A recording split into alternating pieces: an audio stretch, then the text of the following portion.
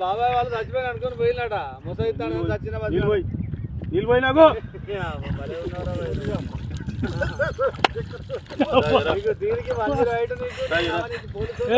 ఎందుకు పన్న వాళ్ళ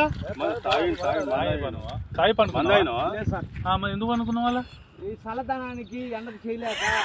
కన్నీకి ఓడిపోయి వచ్చిన గెలవలేక ఏం చేసావు 10 రోజుల నుంచి గణేట్ చేత నాతో గట్టించి నా కష్టం దోచుకొని గణేట్ రాయ్ నాకు అంటే డబ్బులు ఇచ్చారు కానీ క్షమ